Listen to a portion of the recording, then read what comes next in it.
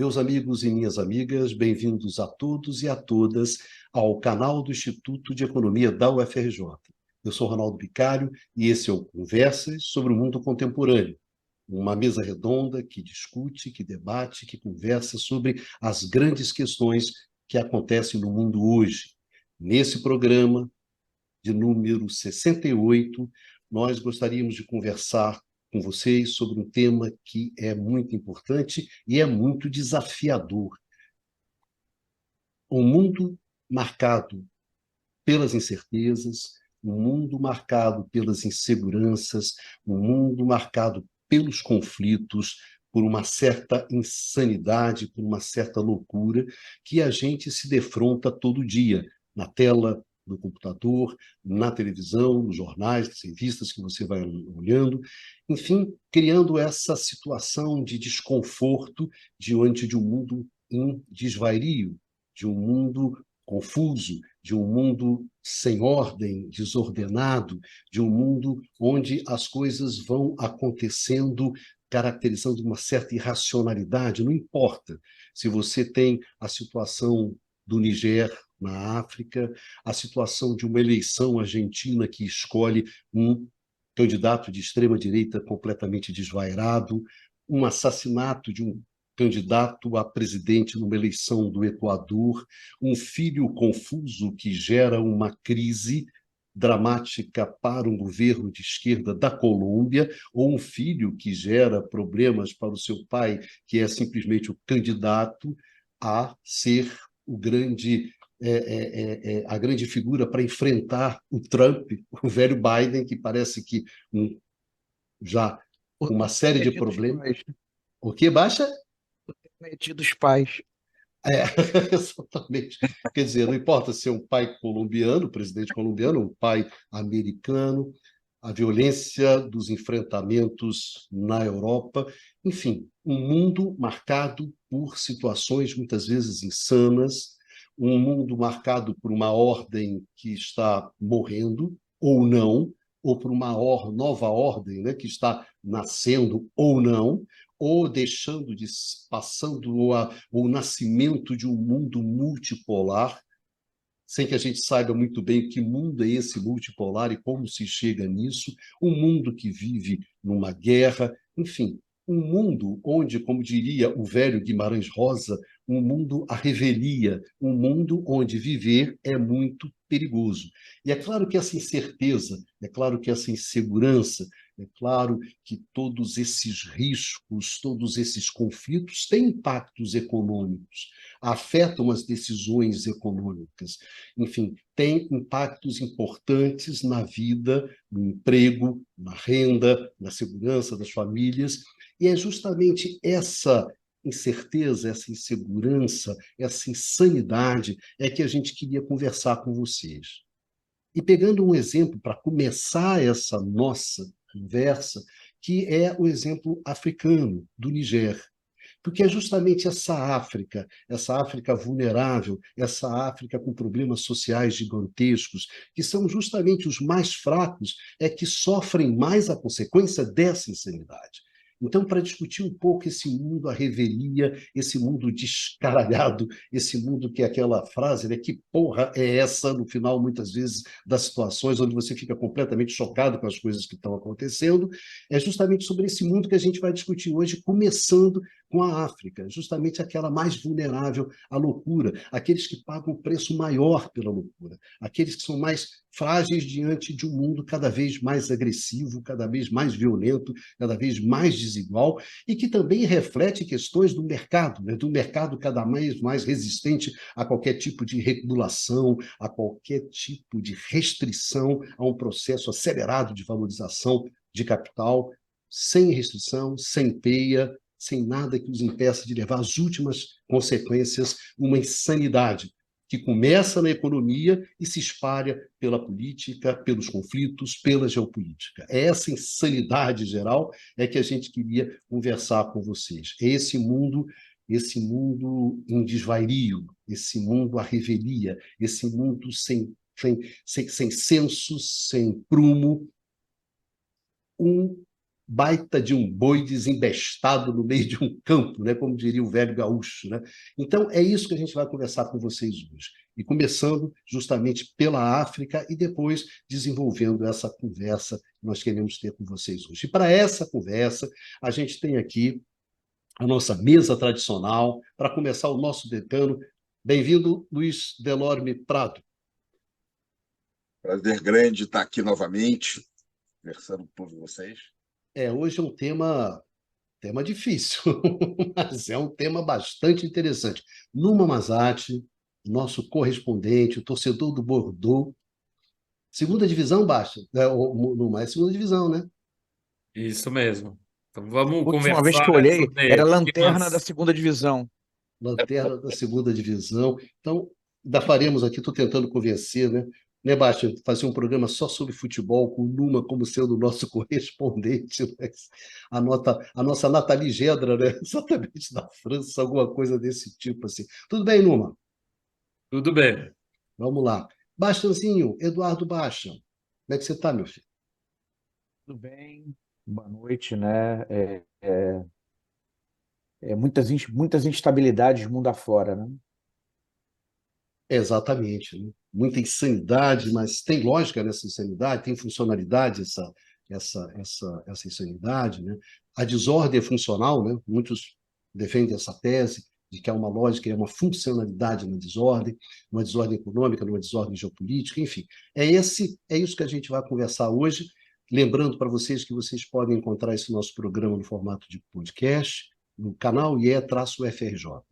Qualquer tocador de podcast você encontra esse canal e lá você vai encontrar o Conversa sobre o Mundo Contemporâneo.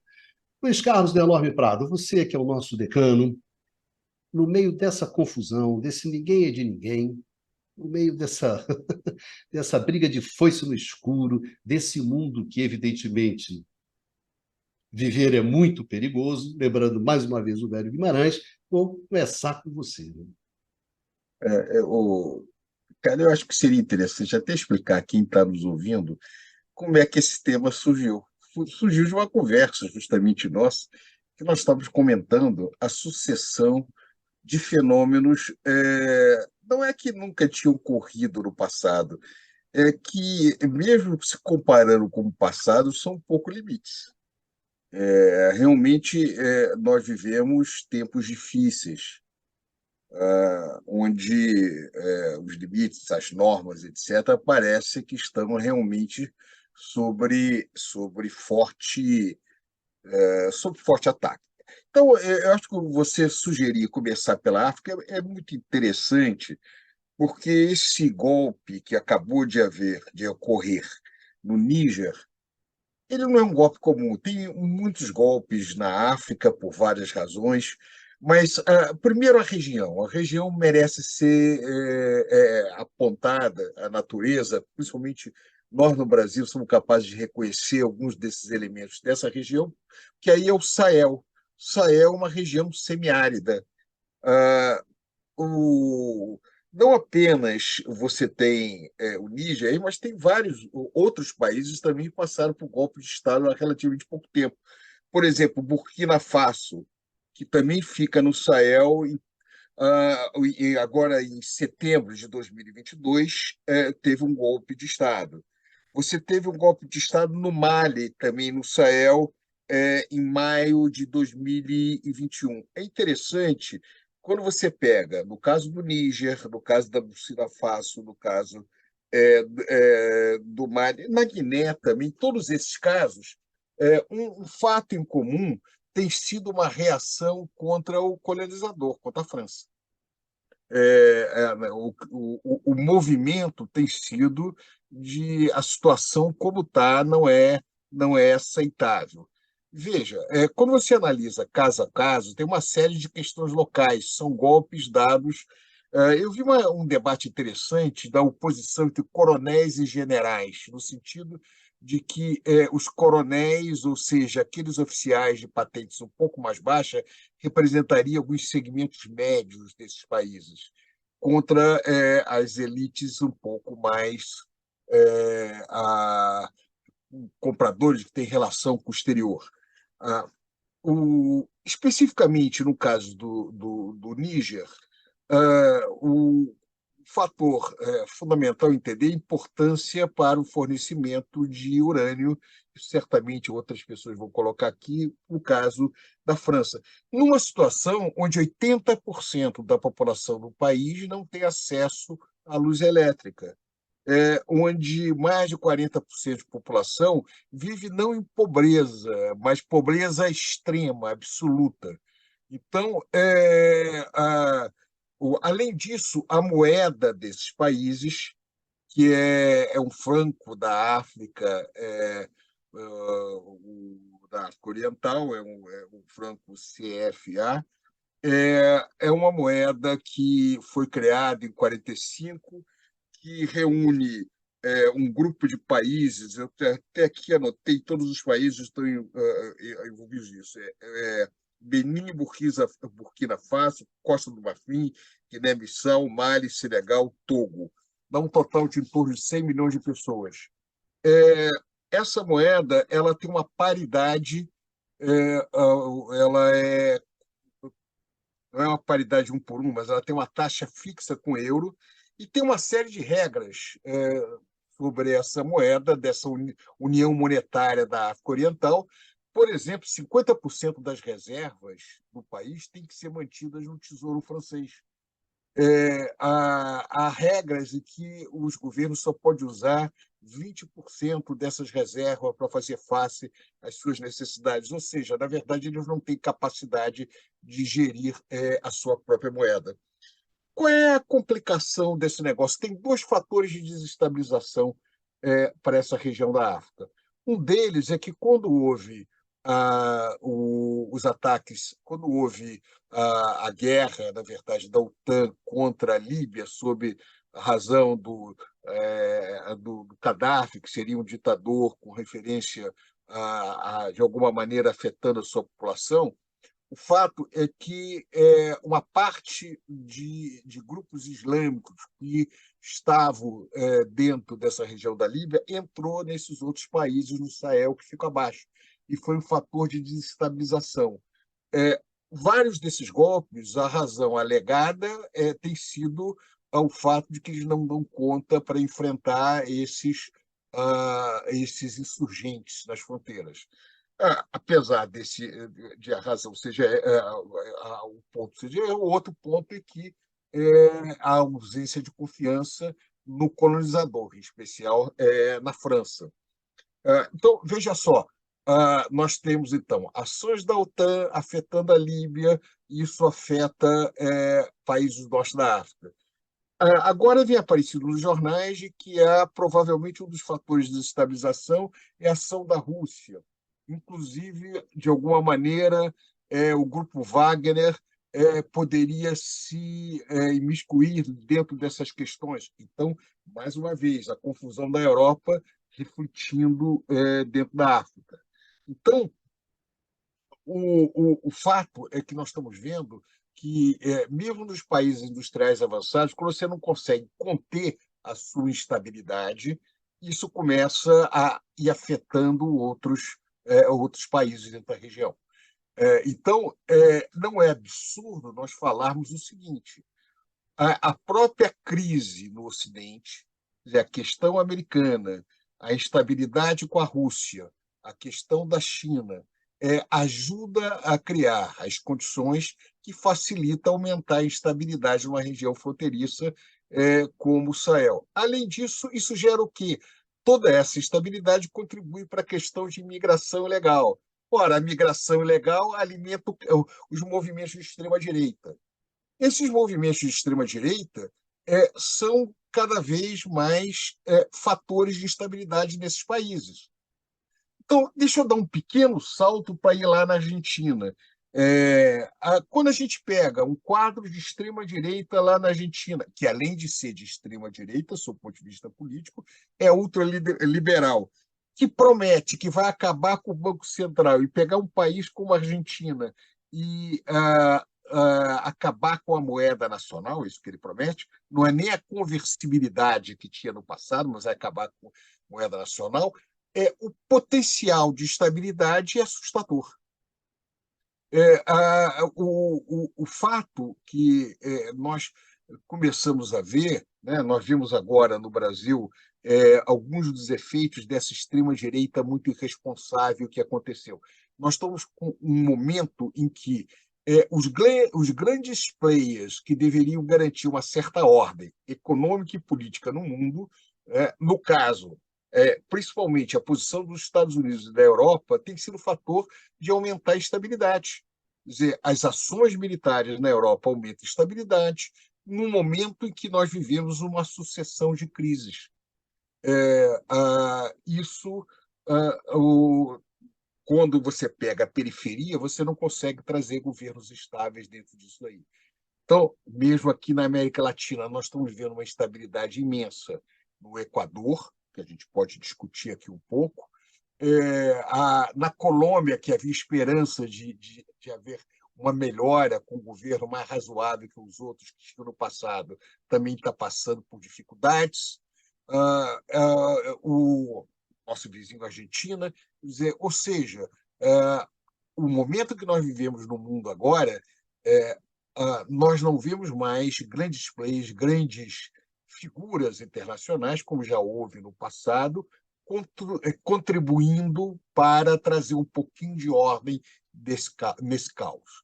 Então, a busca por ganhos de curto prazo, estratégias, por exemplo, políticas neoliberais radicais, como ocorreu na própria África, como ocorreu, por exemplo, no Equador, tem contribuído para a instabilidade. Então, para jogar um pouco, abrir essa conversa, eu acho que o nosso ponto é o seguinte: até que ponto essa junção de política econômica neoliberal, avanço da direita, a ação americana defensiva, com temor de perder sua margem de manobra depois de um período em que ele tinha absoluto poder internacional, que era o período entre 91 e 2014, o período completamente unipolar. A junção desses três elementos que parecem, cada um deles, atirar para uma direção diferente, mas juntos são um fator que produz uma instabilidade no mundo contemporâneo muito além do que já ocorreu em outros momentos da história recente do mundo. Obrigado, Prado. Baixazinho, vou colocar você na roda diante desses temas, né? Insegurança, instabilidade, Micalho, confusão e caos, né? pois é. No coração da. A Lá ordem onde... nesse caos ou não, né? A Isso. lógica na loucura ou não? Essa eu acho que é a pergunta. Não, eu me lembrei do Conrad, né? No Coração das Trevas, não é isso? O Mas aí horror, o horror. era só um horror. Era O só um horror. horror, o horror, o horror, Quando né? você falou do Conte, me lembrou, na verdade, do Conan. Conan, o nome do cachorro do Milley, tá? Que faleceu, e ele tem uma médium, né? Que ajuda ele a se comunicar com o cachorro falecido, tá? É mais uma das... Eufemisticamente, eu vou chamar de excentricidades, tá? Do Javier Milei. Agora, bom, acho que o Luiz Carlos tocou em pontos muito interessantes, chamou muito a minha atenção um dado que eu desconhecia, que é esse baixíssimo acesso à energia elétrica no Niger. Realmente é um dado da população, um dado muito, muito impressionante, muito chocante. Agora, eu vou fazer uma ponte, né? Na fala do Luiz Carlos, ele mencionou 4 países, né? O Niger, a Argentina, o Equador e a Colômbia. Tá? A Argentina tem uma certa base industrial, tá? Mas eles têm em comum, né, serem exportadores de commodities. Né? Os commodities têm um peso importante na sua pauta exportadora. Né? Em alguns casos, esses países são basicamente exportadores de commodities. E a gente tem agora, no meio desse processo de discussão de transição energética, né, algumas commodities que estão entrando em voga, né, e cujo preço, em alguns casos, tem crescido muito recentemente. Tá? Caso do lítio, tá? Em que a Argentina é, por exemplo, as principais reservas estão na Argentina, outro país é o Chile, né? Aqui na América do Sul tem muitas. Chile e Bolívia tem muitas reservas de lítio, o cobalto, o níquel, né? O que cria, na verdade, uma dinâmica é, na dimensão geopolítica de corrida por garantia de suprimento dessas commodities, tá? E aqui, pensando no caso do Niger, tá? O Niger, até onde eu sei, né? Como eles dizem em inglês, to the best of my knowledge, né? Não tem reservas importantes de lítio, ou cobalto, ou níquel, mas tem reservas importantes de urânio.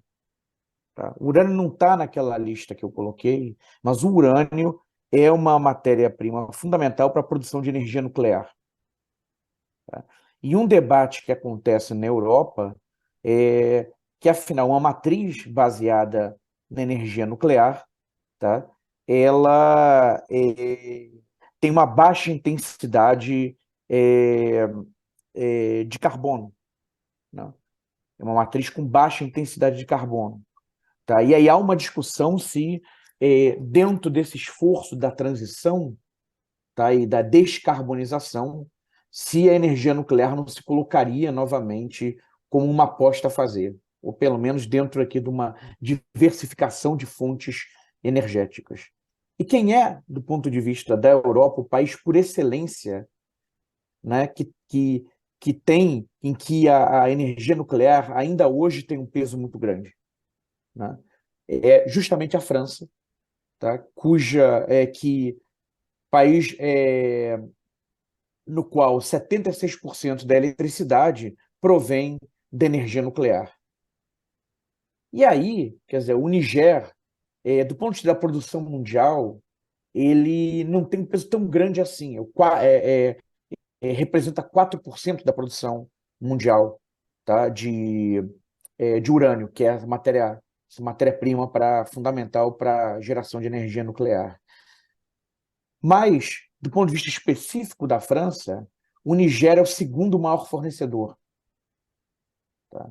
No ano passado, exportou 17.615 toneladas de urânio para os franceses. Tá? Só o Cazaquistão, que é o maior produtor mundial, tem um peso maior, né, como fornecedor de urânio para a França. Então, o fato, inclusive, da França ter a energia nuclear ter esse peso todo no contexto francês fez com que o país ficasse, mais do que vizinhos, em particular a Alemanha, tivesse uma blindagem maior em relação, por exemplo, ao choque energético, à crise provocada pela guerra na Ucrânia. Tá? Então, eventuais riscos, né, de uma impacto no suprimento de urânio do Niger para a França, dá outros contornos para a questão do risco energético, do problema energético para os franceses. Tá? Agora, por outro lado, há que se colocar que o Niger é um país que tem déficits importantes na balança comercial e de serviços. Tá? Quando a gente olha a importação e exportação de produtos e de serviços, o Niger é deficitário. Ele tem um déficit em conta corrente elevado. Ano passado, representou 11,25% do PIB. Tá? Em 2015, chegou a ser de 15,36% do PIB. Tá? E para financiar esse déficit em conta corrente, tem que receber capitais. Tá? Então, também no caso, por exemplo, de um eventual boicote em relação à França, e isso teria um impacto, em princípio. Como é que fica? Na verdade, eu não vou dizer que tem um impacto, eu vou colocar. Isso pode, na verdade, colocar questões relevantes do ponto de vista da sustentabilidade das contas externas do Niger. Então, é uma questão complexa, né, para a própria tem um dilema econômico para o Niger, né? Aqui pensando no país africano, que obviamente vai acabar, que tem consequência essa que tem desdobramentos para produto, emprego e afins, né, bem-estar da população, mas que também coloca dentro dessa dimensão geopolítica, né, pode agravar a crise energética, no caso da França, um país que foi menos afetado do que seus vizinhos. Tá? Então, acho que são esses elementos que eu colocaria para início de conversa. E acho que o Numa, né, como está na França, né, certamente está acompanhando muito de perto, né, é, esse debate ali no âmbito da dimensão energética e dos impactos na França. Baixo, só Bom, um comentário. Na Guiné, que teve um golpe também há relativamente pouco tempo, é o terceiro, se eu não me engano, maior produtor de bauxita no mundo, que é fundamental para níquel, para as coisas, né? Então, se pegar o E, eu caso queria da chamar a África, atenção de uma coisa: os europeus se deram conta, né, que dormiram no ponto também em relação à África, e a China, né, passou a ter uma presença muito forte na economia africana, no continente africano de uma maneira geral, né, e algumas resoluções, né, de países europeus no passado recente foram no sentido de tentar recuperar espaço no continente, tá? Até por essa questão da provisão de commodities. Mas, na verdade, o que isso aponta, né, esse golpe mais recente no Nigéria é, na verdade, uma possível perda de espaço, aqui no caso particular da França. Numa, usar esse fato de que esse tema do Nigéria é um tema que interessa muito à França, né, que, portanto, está nos jornais franceses, está na discussão, né, sobre, pela própria importância, as relações que existem entre a França e o Nigéria. Então, aproveitar dessa posição privilegiada do Numa, né, ao lado ali do debate, vendo o debate lá mais perto, é isso aí. Como é que rola o Niger a partir da França, Numa? Tá, bom, acho que já os camaradas já tocaram muitos pontos, né? Então, acho que a gente vai ter uma discussão com assim, elementos fartos, né? Hoje, em relação ao Niger, acho que tem vários elementos, né? Bom, vou começar com um ponto que acabou de ser tocado pelo Eduardo. A gente tem, na verdade, olhando os dados que são disponibilizados, algumas, não diria incoerências, mas alguns elementos assim que podem parecer mais ah, meio contraditórios, tá? Se a gente for olhar, assim, é um tema, essa questão da dependência francesa e europeia, do ponto de vista do fornecimento do urânio em relação ao Níger, às exportações, né, do Níger de urânio, é um ponto que foi muito discutido, tá? Saíram muitos artigos na imprensa francesa justamente sobre essa dependência. O que a gente pode retirar? Bom, a Agência Europeia de Energia Nuclear, a Euratom, né? Isso é sua equivalente francesa, indicaram que um quarto, mais ou menos, né, das importações de urânio na Europa vem do Níger, tá? E no caso da França, esse número seria um pouquinho abaixo, bom, depende, assim, as fontes, pelo menos internas francesas, evocam mais 15 a 20%, sendo que, na verdade, há uma tendência à queda progressiva desse peso do urânio do Níger em relação ao que já foi. Tá? Na década de 70 representava mais de 40%, hoje, quando a gente vê em volta de 20%, dependendo da fonte que você pegar. Nesse sentido, é interessante ver a estratégia de Orano, né, que é a empresa francesa de ex... Multinacional estatal. Como? Estatal, né? É estatal. Tem uma participação importante do Estado. O Estado representa 45% da... Enfim, possui 45% das ações, tá? Então, é interessante ver que, tipo, a exploração... Então, ou seja, o Estado francês, até pela importância estratégica da empresa, exerce um controle, de facto, se a gente olha os direitos de voto sobre a empresa. Então, é interessante ver que em 2008, o Níger representava 43% da produção de urânio bruto, né? Ou seja, ainda não enriquecido, ainda não passou pelo processo, né? Que vai transformar ele em combustível para usar nas usinas nucleares. E já em 2021, esse número tinha caído para 30%. E a tendência é continuar caindo. Por quê? Porque os grandes investimentos realizados pela Orano nos últimos 15 anos foram centrados no Cazaquistão, que, como foi já observado pelo Eduardo, é o maior produtor mundial, representa coisa de 45% da produção mundial, na Austrália e no Canadá. Tá? A tal O ponto. Uzbequistão não, que é também um exportador importante. Isso. Então, nesse ponto, como? Desculpe. O Uzbequistão, que também é um exportador importante, eles têm investimentos lá. Que eu saiba, não, Eduardo, Tá, também. Bom, tá.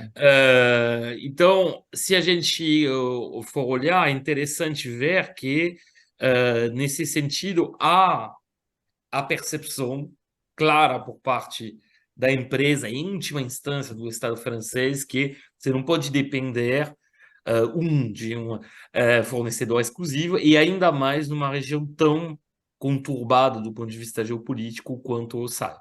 Tá? Então, a gente vê que a importância relativa do Níger vem caindo muito, tal ponto que bom, tem uma mina que se exauriu, tá? E que deveria ter sido substituída por uma outra mina, que na verdade representa as maiores reservas, e que até hoje essa terceira mina, né, ainda não foi, a exploração dessa terceira mina ainda não começou. Tá? Então, a tendência, desse ponto de vista, é essa. Não esqueçamos também que a França possui mais de 3 anos de estoque de urânio. Então, assim, não há uma ameaça imediata, não há, e há uma reorientação estratégica que faz com que, obviamente, representaria uma perda se imaginamos, por exemplo, no âmbito de uma aproximação da junta militar que chegou ao poder em relação à Rússia, né, que é uma possibilidade. O general Abdurrahman Chiani, né, que é o líder desse grupo militar que promoveu o golpe no fim do mês passado, já sinalizou isso, né, já apontou isso. Então, é uma possibilidade. Bom, se isso acontecesse, isso não vai representar de forma alguma assim, um choque tão elevado, porque até por conta da queda do número de países usando a energia nuclear, o caso, bom, depois de Fukushima, você vê o preço do urânio caiu muito, tá? O preço internacional do urânio. Então, o risco... E, bom, aí eu não sou engenheiro elétrico, o Bicalho pode concordar, pode, assim, confirmar isso. O Então, eu preço... poderia até falar que eu acho que o nosso Bicalho pode, de repente, dar uma contribuição aqui para essa discussão, Isso, né? com certeza, né? O preço do urânio, assim, o custo do urânio na produção nuclear é uma parcela muito pequena, na verdade, do custo total de produção. O que custa mesmo é É um montar a enriquecimento. usina, e manter ela, tudo. O combustível é muito diferente, por exemplo, do que você observa, sei lá, numa térmica, onde aí sim, onde o custo que você vai ter, sei lá, com carvão, com gás, aí vai representar uma parcela muito importante do custo final de produção da energia. No caso do nuclear é muito pequeno, tá? Na verdade, o que custa, sim, se você, e aí tem que tomar cuidado, porque o processo de enriquecimento aí sim Isso. é custoso, tá? Mas o mineral em si, na origem, é muito barato. Enfim, representa uma parcela muito, muito, muito pequena do custo total, tá? Então, isso, assim, isso é um elemento técnico que tem que ter em mente. A preocupação que era que aparece maior até do que a questão do abastecimento em urânio, e que simplesmente toda essa parte do Sahel, da África do Oeste, está escapando, né, por parte da França, né, está escapando a influência ocidental. Tá? Na verdade, mais do que isso, a influência francesa, porque vamos dizer que tradicionalmente na África você tinha, depois, no período pós-colonial, uma delegação, né, de controle, de influência local exercida, feita pelos Estados Unidos em relação aos ex-podérios coloniais, basicamente França e Reino Unido, tá? Ora, esses dois, e particularmente a França, têm perdido muita influência. Tá? A França, basicamente, assim, se a gente olha esse mapa, bom, falta Burkina Faso, mas, como foi apontado pelo Luiz Carlos, né, depois dos golpes de 2021 no Mali, 2022 no Burkina Faso, agora 2023 no Níger, basicamente, você tem uma perda total de influência da França nesse espaço. Tá? E aí, interessante entender quais são os motivos, né, desses acontecimentos. Eu acho que o principal é que, de fato, um motivo socioeconômico. São países onde há uma desigualdade na distribuição de renda enorme, onde o setor de recursos naturais representa uma enclave muito pequena dentro da economia local e beneficia, no final das contas, poucas pessoas, uma parcela muito pequena da população.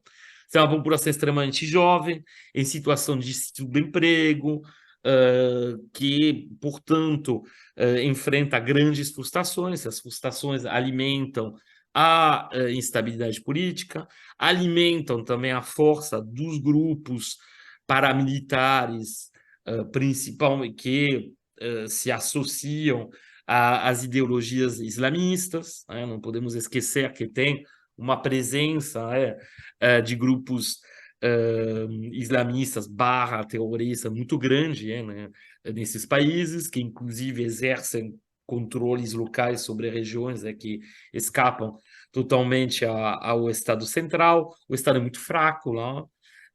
Então, tudo isso, junto com um sentimento anti-francês, justificado, na verdade, pela uma política africana da França, que sempre privilegiou uma estabilidade local em detrimento do desenvolvimento econômico, do desenvolvimento social, da participação democrática das populações locais, enfim. Ou seja, a França nunca foi vista, e com razão por uma grande maioria da população, como uma benfeitora na região. Tá? Inclusive, um dos grandes elementos para ganhar o apoio popular nesses três países, Burkina Faso, Mali e agora Níger, foi acionar esse sentimento antifrancês, tá? Que é normal encontrar em todo o país assim que passou por um processo colonial que foi exatamente bem como se chama, bem vivido, né, pelas populações, tá? Você teve muita exploração, você tem muitos problemas historicamente nessa região, tá? Então, se a gente for olhar tudo isso, a gente tem frustração social, frustração econômica, né, de uma grande parte da população. Você tem frustração em relação à política de ingerência sistemática da França. E, ao mesmo tempo, você tem, na verdade, umas possibilidades que parecem se abrir, de um lado, do ponto de vista econômico, através de uma parceria e através da presença crescente da China, e do ponto de vista da segurança, que é um grande tema da região, porque não esqueçamos que no ano passado, se a gente pega esses países, se a gente pega, portanto, como se diz, o Burkina Faso, o Mali e o Níger, esses três países que passaram, que têm essa instabilidade recente, mais de 10 mil pessoas foram mortas em confrontos armados, tá? Geralmente entre grupos terroristas locais e as forças convencionais, tá? Então, essa preocupação em relação à insegurança, ela parece ter sua solução numa aproximação com a Rússia via a presença do grupo Wagner, né?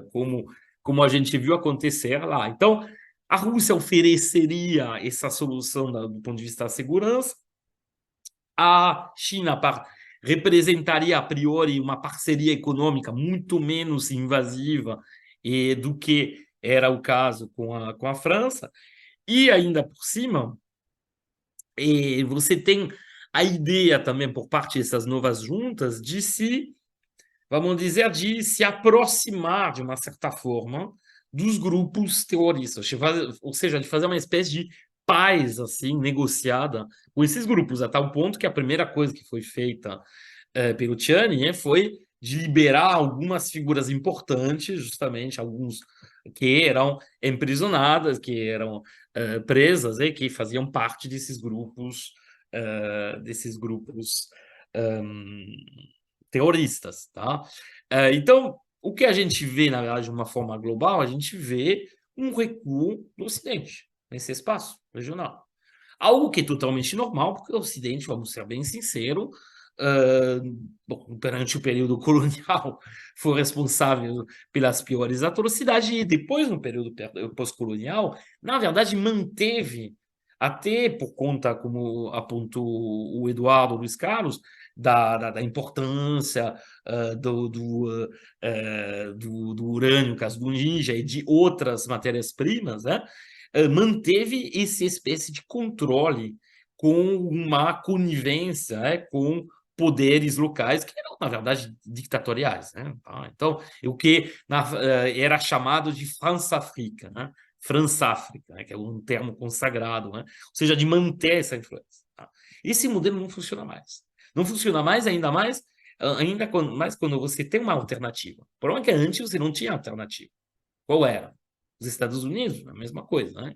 Na verdade, então, lá agora, com China e Rússia, parece ter uma alternativa. Tá? E, obviamente, isso leva a esse movimento coordenado. Tá?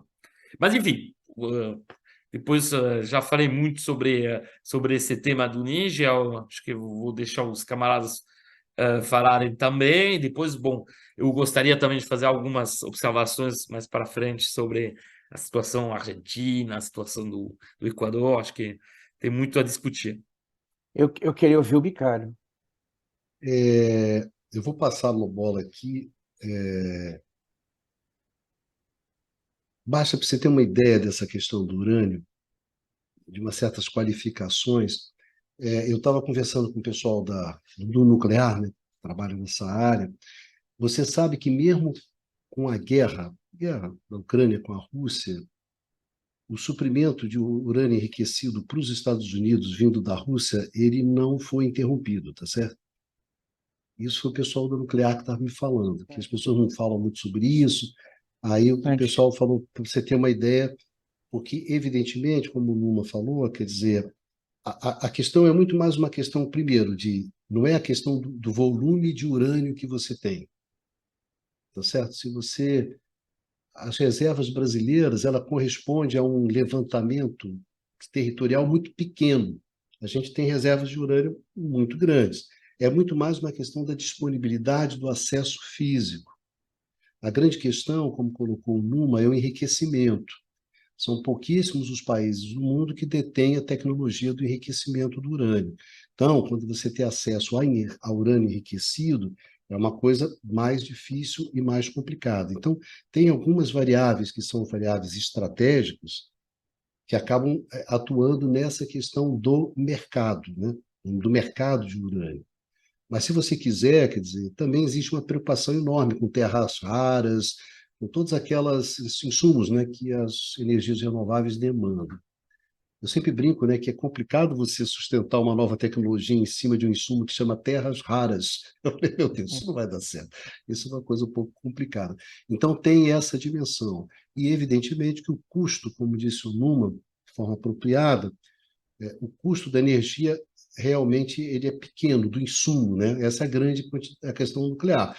Você é capaz de gerar uma quantidade muito grande de energia a partir, né, de um insumo pequeno, onde a coisa fundamental vai ser o custo de capital, como falou o Numa, né? Construir a usina, questão tecnológica do enriquecimento, e não da energia em si, né? Da fonte de energia em si, onde a grande questão seria a disponibilidade física, né? Que seria, digamos assim, aquela geopolítica mais tradicional, né? Mais clássica, mais rasteira possível. Então, acho que tem essa dimensão. Eu queria falar com o Prado. Prado, eu queria pegar um gancho que foi levantado aqui, que é a presença da China na África, a presença da Rússia na África, porque tem determinadas interpretações acerca da instabilidade, do caos, né? A capacidade de que determinados, quer dizer, a ideia de que, na verdade, os Estados Unidos hoje é o maior gerador do caos, não é isso? Aquele que interessa o caos, interessa a instabilidade para dentro de uma, quer dizer, tentar melhorar a sua situação ou reduzir determinadas assimetrias econômicas, enfim, dentro do jogo econômico, através da geração do caos. O que eu ia te perguntar é o seguinte, quer dizer, agora, quais seriam aqueles atores hoje, atores importantes, fazer a questão ao contrário, quais seriam aqueles atores importantes hoje que estão no cenário mundial que contribuem para a redução da insanidade, para a redução do caos, para a redução da desordem? É isso, Prado. Pegando um ganchinho do Numa, né? Que a Eu, presença da China, da Rússia na África, Numa, e a retirada, a perda dessa influência europeia e americana, ajuda na desordem ou ordena, entendeu? o Ricardo, eu achei muito interessante a interpretação no Numa, porque o que o Numa está dizendo? Diz assim, não tem desordem nenhuma. O que tem é que nós estamos vendo um cenário que é mais parecido ao cenário pré-91. Nós temos uma disputa por essa coisa meio complicada chamada Sul Global, que reúne coisas tão heterogêneas. No caso da África, você tem uma fragilidade da Europa e dos Estados Unidos, né, que se chama Ocidente, que, aliás, é um nome pouco. O Norte, se você pega o Ocidente, a Austrália, que faz parte do Ocidente, está lá do outro lado. O Japão também tem um nome inapropriado. Norte também, como é que a Austrália entra dentro disso? Mas, de qualquer maneira, vamos dizer, a Europa e os Estados Unidos, esse núcleo especial, estaria perdendo terreno e estaria avançando Rússia e China. Se é isto que está ocorrendo, é um processo que nós já vimos no passado, uma disputa por espaços de influência. Então, vamos dizer assim, no meio da loucura tem o metro, voltamos para Hamlet, né? Não é tão desordenado assim. O que seria desordenado seria se você tem, de alguma maneira, um afastamento do Ocidente e você não tem para onde ir e você teria um processo de desagregação.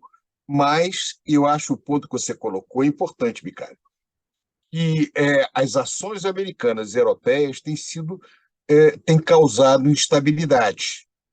Eu não acho, como alguns defensores dessa abordagem eurasiana colocam, de que os Estados Unidos e a Europa intencionalmente provocam o caos. Eu não acho isso. O que eu acho é que, dado a posição dos Estados Unidos e da Europa, quer dizer, desse auto-chamado Ocidente no mundo atual, onde ele claramente estão numa posição defensiva, no sentido de que os Estados Unidos vai ter que aceitar, não tem saída, que a China vai superar os Estados Unidos economicamente. Não há nada que os Estados Unidos possa fazer para evitar essa situação. O problema é que a sociedade americana não aceita isso e a elite americana tem a fantasia de que eles são capazes, de alguma maneira, de interromper esse processo. Aliás, como eles fizeram no passado, no que se refere ao Japão, né? O Japão, até a década de 90, parecia que ia ser um fator de desafio dos Estados Unidos. Na década de 90, com a famosa Depressão Heisei, com todos os acontecimentos que aconteceram na década de 90, o Japão, de certa maneira, deixa de ser um desafiante, de alguma maneira, para a economia americana. E, de certa maneira, como parece que está acontecendo com a Alemanha agora e com a Europa. Quer dizer, a guerra realmente que está havendo na Europa nesse contexto e o abandono da Europa, em especial da Alemanha, à energia barata de origem russa e outras coisas, coloca alguns dilemas que pode dificultar muito a expansão da Europa, que teria muito a ganhar com a maior integração com a China e com a Rússia. Aqui nós não estamos discutindo as dimensões políticas, mas por razões meramente econômicas. Tá? Bem, nesse cenário, eu acho que a gente pode caminhar para a seguinte situação.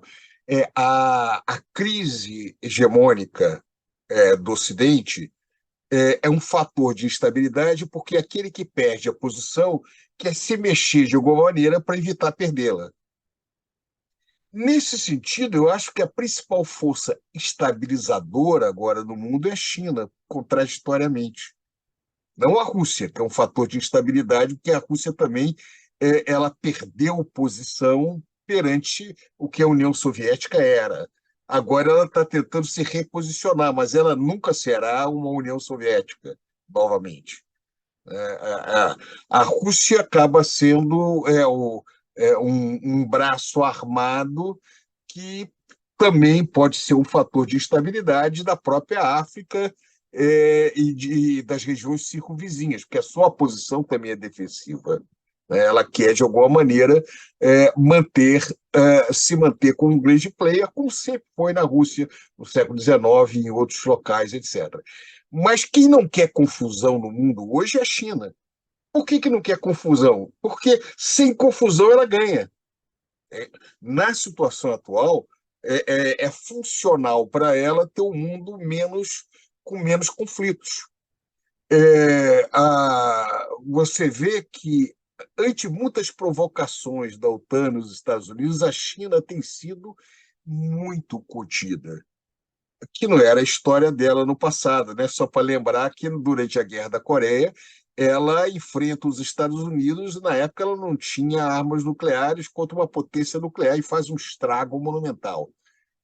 No entanto, os chineses agora são extremamente contidos, tentam manter aberto as linhas, tentam manter abertos os contatos, tentam manter abertos os negócios, a própria reação à disputa com referência aos chips de alta tecnologia foi muito contida na China, porque ela está numa posição onde, se as coisas caminharem como estão caminhando, está bom para ela.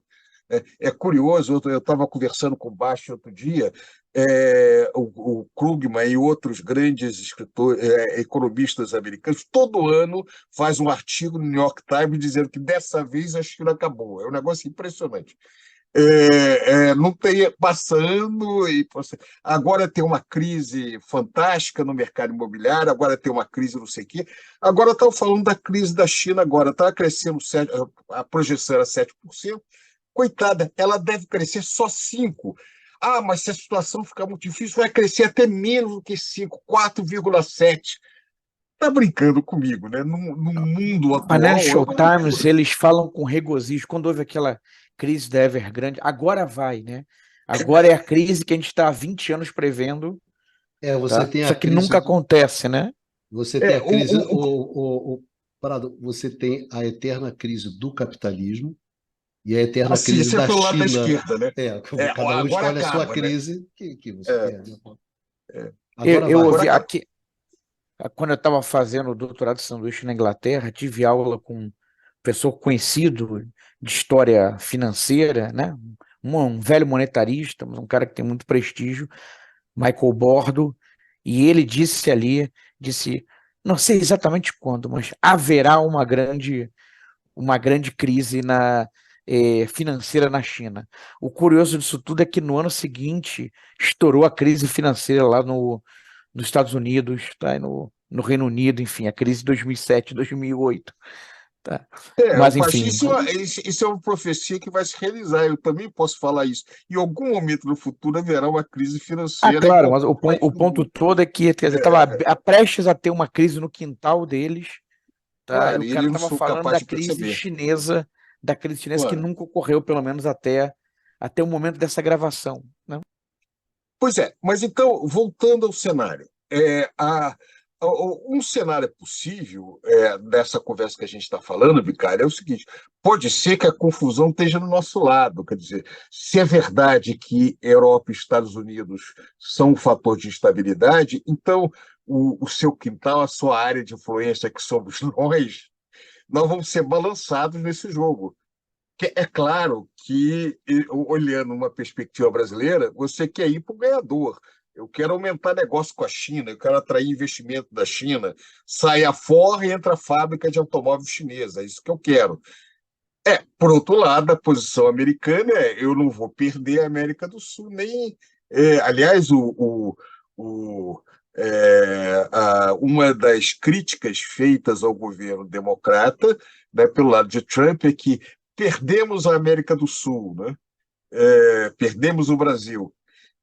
Será que quando ele voltar ele vai querer ganhar o Brasil sendo um fator de desestabilização? É um risco que nós corremos.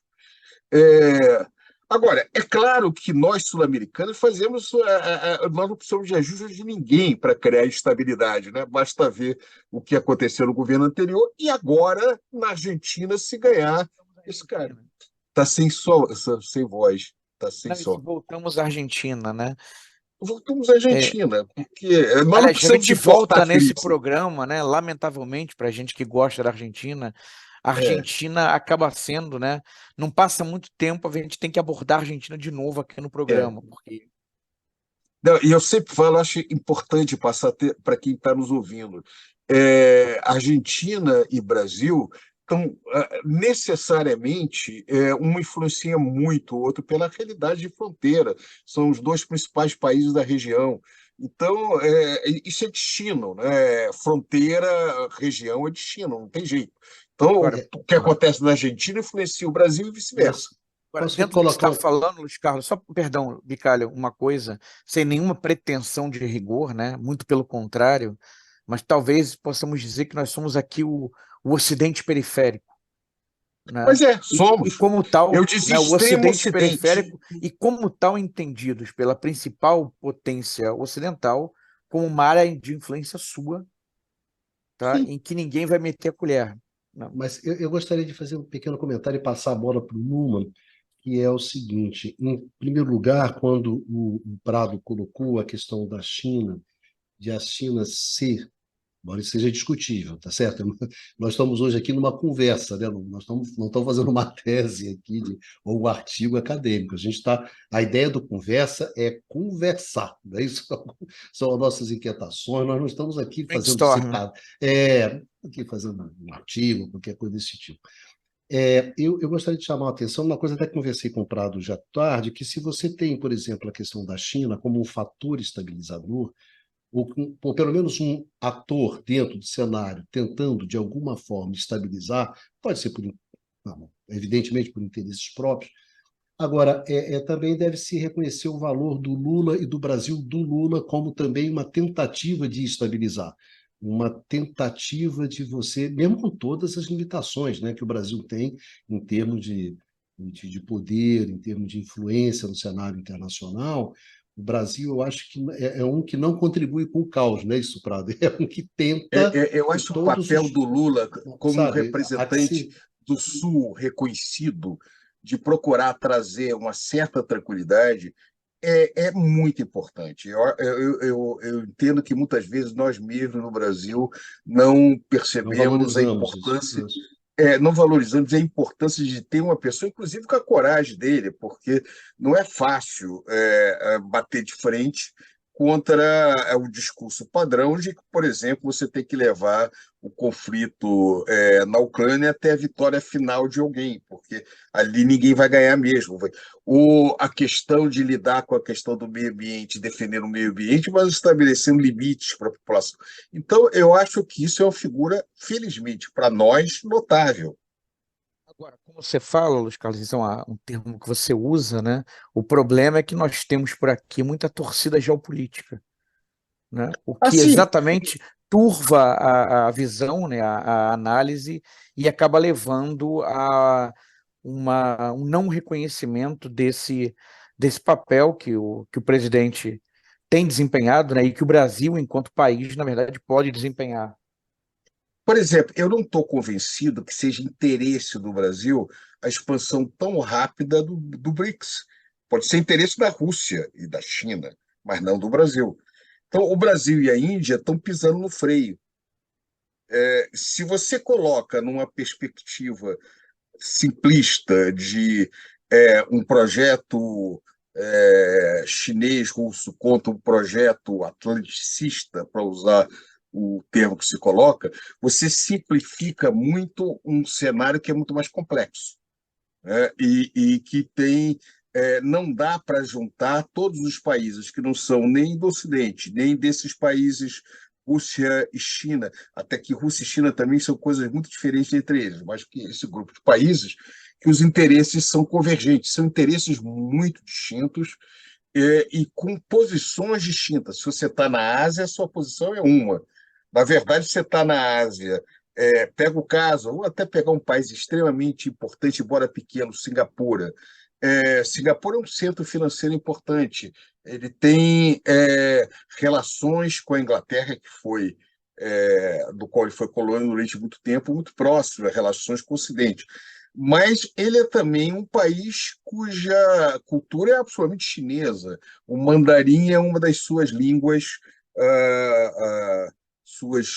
nacionais. E seus vínculos com a China são fundamentais. Lá ele não pode se afastar nem da China e nem quer se afastar dos Estados Unidos. Tal como o Brasil vai ter que ficar, de alguma maneira, se equilibrando num mundo difícil com referência a isso. Mas observe que esses fatores de desordem podem ser progressivamente reduzidos se uma nova ordem realmente entrar com algum equilíbrio nesse processo. O problema é que agora, olhando agora, eu não sei se é tão claro que isso vai ocorrer, em quanto tempo isso vai ocorrer, como é que as coisas vão se dar. Eu acho que esse é a grande questão que nós colocamos olhando aqui da nossa cadeira no Atlântico Sul. Hoje o Numa está sentado aí bem no coração da Europa, pode ser que o olhar dele vai dar um olhar diferente do nosso, né, por onde ele está. Mas o que ele nos trouxe, olha, não é tão desordenado assim. Tem uma ordem nessa bagunça, pelo menos no caso da África, pelo menos foi isso que eu Uma entendi. pergunta, o Bicalho fez uma pergunta para o Numa e colocar um outro elemento que eu sei que o Numa já estudou no passado, que é, enfim, a questão do nacionalismo dos recursos naturais, tá? E de um eventual ressurgimento do nacionalismo dos recursos naturais. Se ele puder, na resposta dele, articular também essa dimensão, na resposta dele ao Bicalho, acho que seria interessante. Não, mas como você é o único sujeito educado nessa mesa que espera para falar, e não fala, não deixa você falar. Vamos, Dudu, falar, não, Numa, gente, é o único cara educado nessa mesa. O resto, todo mundo é sem educação, um corta o outro, fala o outro. Agora, também Numinha, não, vai falar. ele dá É, tempo de acréscimo, e Bicalho, porque também você quando ele fala, ele sabe, manda 20 minutos na Numa, breves eu acho que considerações. você tem que falar assim, o Bárcia sempre enfia essas perguntas, não é isso? Eu falo assim, Bárcia, não vou responder isso não, eu só vou falar o que eu quero, que é outra coisa. Vai lá, Numa, coloque aí as questões que você queria Brilhar, pronto, o colocar. tema que ele domina, Entendeu? entendeu? Na verdade, é camaradagem. Traíra. Se, Aquela se tremenda de ele não traíra. aproveita, eu não posso fazer nada, né? Deixa ele na cara do gol, se ele Amigo chuta para urso, fora, é o amigo urso, é o clássico do amigo urso, que é o baixãozinho. Vai lá, Numa, vamos nessa. Você falou que queria colocar os seus comentários aí. E eu acho que assim, de fato, a gente tem, olhando para a dimensão geopolítica global, essa questão do papel do Brasil, acho que eu vou falar um pouco depois, mas o cenário que a gente já desenhou, aliás, em programas anteriores, mostra essa polarização cada vez mais forte, tá? O posicionamento dos países vai depender de circunstâncias estruturais, históricas, né? No caso, claramente, quando a gente observa o caso da África, obviamente, não a África, não é a África é um continente com muitos países, então a gente não tem uma homogeneidade, mas tem tendências claras que se afirmam. E uma das principais, é que depois de décadas, séculos, né, de exploração por parte do Ocidente, e ofereceu cada vez menos, né, porque o Luiz Carlos fez uma referência ao período da Guerra Fria, tá? No período da Guerra Fria, a gente, de facto, o Ocidente, mesmo com as suas práticas predatórias no continente, oferecia um pouquinho mais. Oferecia, aliás, mais em toda a periferia, tá? Porque tinha que, bom, além obviamente, do apoio a, a forças retrógradas, como foi o caso, por exemplo, na América Latina, né? Eh, Também na África, mas tinha que oferecer um pouco mais, então tinha mais ajuda ao desenvolvimento, tinha algumas coisas eram oferecidas. Depois do fim da Guerra Fria, o Ocidente, na visão de fim da história à la Fukuyama, o Ocidente, os Estados Unidos em particular, bom, pensaram, ganhamos essa disputa, e tendo ganhado essa disputa, por que continuar oferecer, assim, continuar, vamos dizer, fornecendo financiamentos e outras coisas? Vamos promover mudanças internas nesses países que vão permitir que a gente possa explorar ainda mais esses países, tá?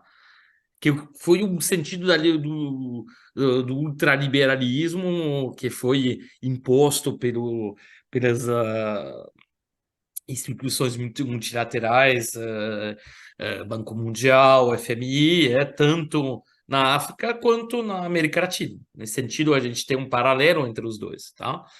E nesse sentido, é verdade que agora que está se reconfigurando um mundo bipolar, já que esse o polo ocidental, em volta dos Estados Unidos, com os países da Europa Ocidental, como o Japão também, já que não ofereceu muita coisa, pelo contrário, ofereceu mais sujeição, mais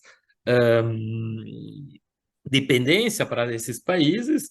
Bom, esses países estão olhando, no caso da África, estão olhando do outro lado, né? Um outro polo, né? Como foi colocado por Luiz Carlos, né? Estão olhando para a China em particular, né?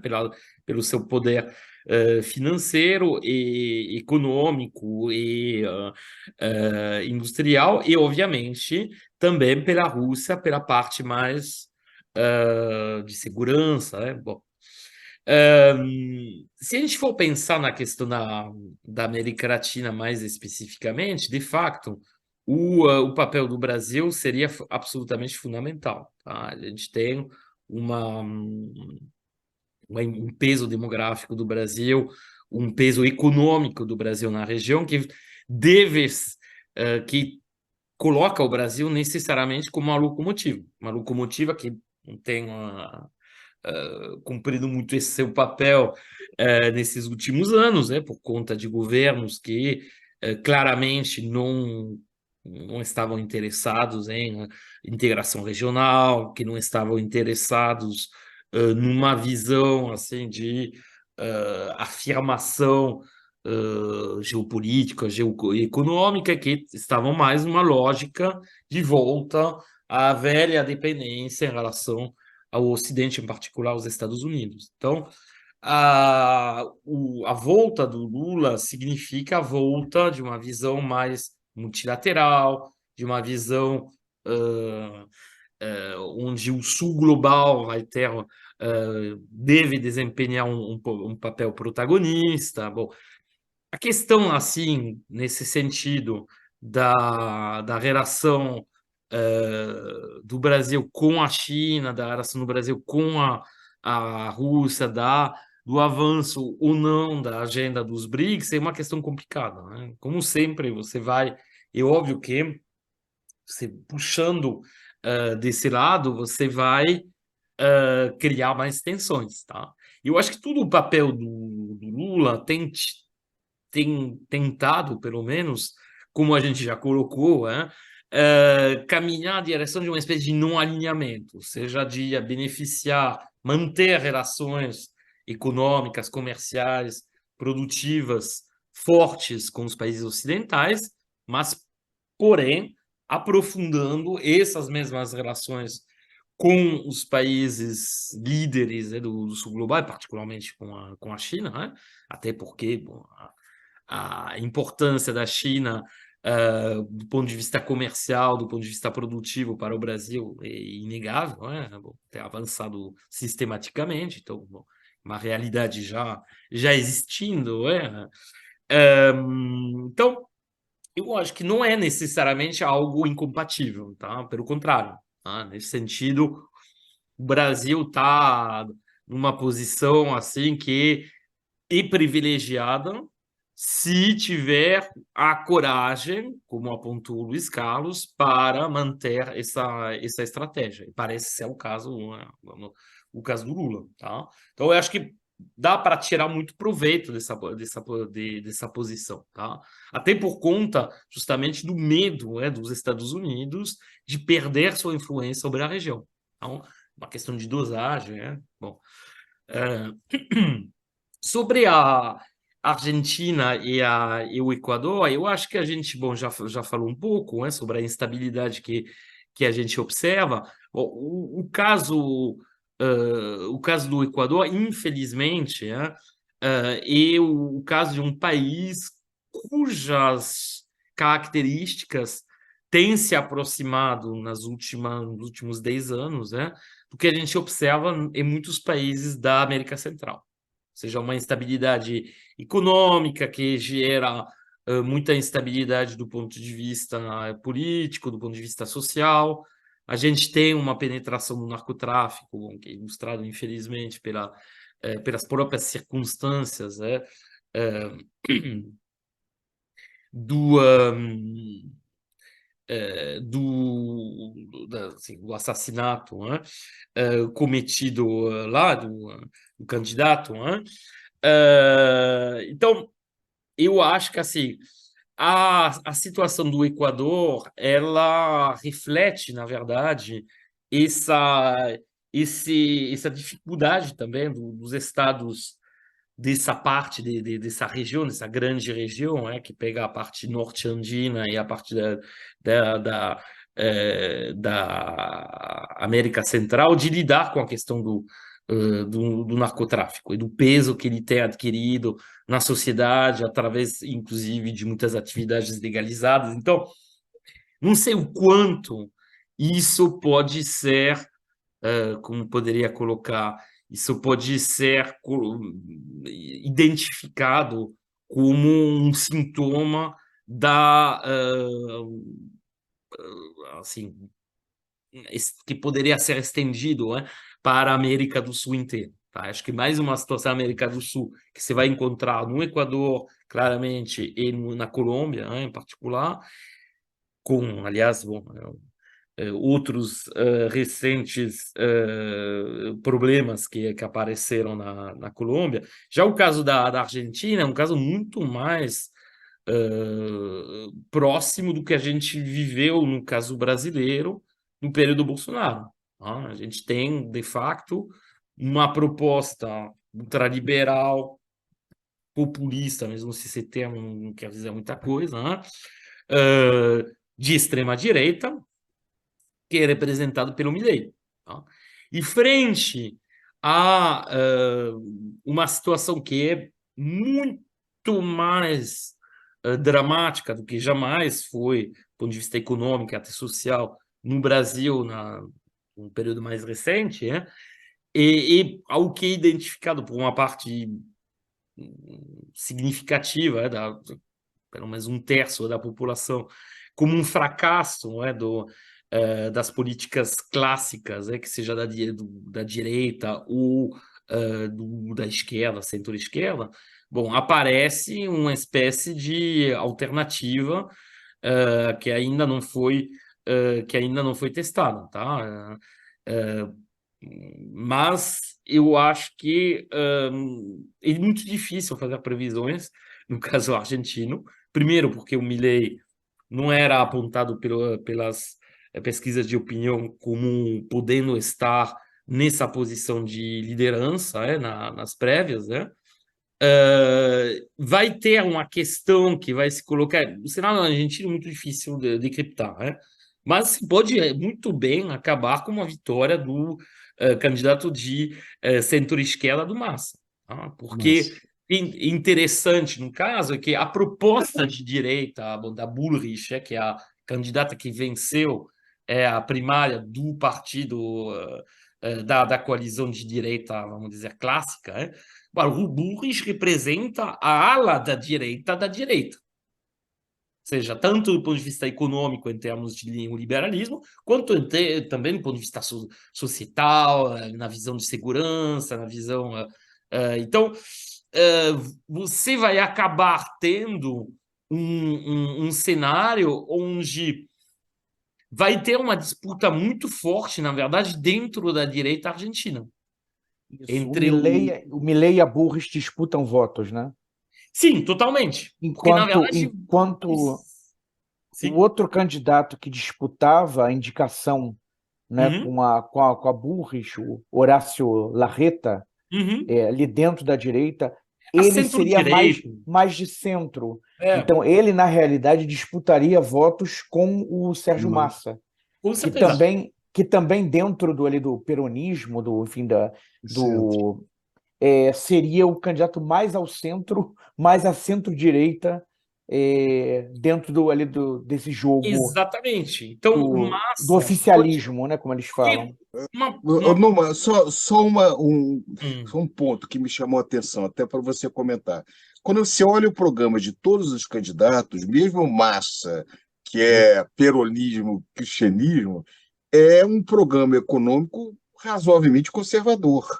Quer dizer, você não tem ninguém com desenho mais à esquerda. A disputa foi muito puxada para a direita, só que agora se radicalizou a direita. Eu acho que eu chamaria atenção, Luiz Carlos, dentro do que você falou, é que não tem uma proposta, não tem um candidato verdadeiramente de esquerda, né? Sim. E, por outro lado, a extrema-direita, né, as propostas econômicas do Milei são Paulo Guedes elevado à terceira, quarta potência. Tá? São Eu uma acho que coisa são. muito mais extrema, muito mais radical do ponto de vista econômico, digamos, de neoliberalismo, de liberalização, do que foi aqui o nosso experimento com o ministro da Fazenda do Bolsonaro, né? É porque ele se coloca esse anarco-capitalismo, que é uma coisa muito fora da caixinha. Eu acho que ele, mesmo se tomar o poder, não vai conseguir fazer isso. Mas, mesmo que não consiga Né? fazer, o Mas estrago é monumental. se ele Porque conseguir você, fazer 1% do que ele quer, o Não, você estrago tem é a monumental. a questão da dolarização integral, por exemplo, é uma questão muito complicada, né? Não, é impossível, Primeiro, não tem como. Não tem como. Pelo e tamanho da não podemos economia. esquecer o trauma que representou a paridade, que era uma quase dolarização, no início da década de 2000. Tá? É um trauma que É, ainda é presente. Então, eu não o sei. Equador é dolarizado desde 2000, né?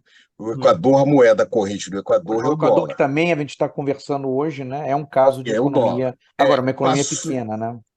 pois é, passou por todo mundo, passou lá ao longo desse problema, de vários governos, mesmo a esquerda, e manteve isso. Mas isso é completamente diferente de pegar uma economia do tamanho da economia argentina. A última experiência que foi feito disso, que não tinha nem esse grau de rigidez, porque na prática foi uma dolarização, quando você colocou o 1 por 1, você mantinha a moeda corrente doméstica operando, mas a troca era 1 por 1. A experiência foi desastrosa. O que ele sinaliza é ainda de maneira mais radical, né? Eu fecho o Banco Central, deixo de emitir moeda e vou importar a moeda dos Estados Unidos. Isso é delirante, não E há tem outras como. coisas de demissão em massa de funcionalismo, né? As reservas que ele teria que ter para poder fazer alguma coisa dessa, se tivesse essas reservas, não teria a crise que a Argentina tem hoje. Quer dizer, não tem saída Argentina a não ser acumular reserva. A Argentina tem que aumentar a exportação e, de alguma maneira, por isso a integração com o Brasil é muito mais importante que a Argentina que vice-versa, né? Porque ela pode negociar em peso com o Brasil. No caso da Argentina, às vezes, se a gente for olhar o padrão, na verdade, de balanço comercial da Argentina, particularmente a questão das exportações, a posição da Argentina, por exemplo, vai ser muito mais favorável do que a posição da Bolívia. Como que você explica? Como você vai explicar que a Bolívia, por exemplo, não tem crise de balanço de pagamento, sendo que a posição, obviamente, do ponto de vista de inserção comercial internacional argentina foi muito mais favorável, continua muito mais favorável do que a Bolívia. Então, não é. A questão principal, na verdade, não está na balança comercial, no caso da Argentina. A questão está na questão da fuga de capital. Essa é uma questão absolutamente. A fuga de capital é uma característica da economia argentina desde sempre e foi aumentando. Tá? Simplesmente você tem mecanismos que a dolarização não mudaria, né? De saída de capital da economia argentina, que cria esse problema sistemático de balanço de pagamento. Tá? E aí é muito difícil, de fato, você conseguir resolver isso. Tá? Bom, provavelmente passaria por uma mudança na política monetária, com certeza, aumentou a taxa de juros, bom, enfim, a discussão é bastante técnica, não é o caso Do de ponto de vista da iniciá-la inflação, nesse programa, né? Não é o nosso objetivo, mas isso é uma problemática. Tá?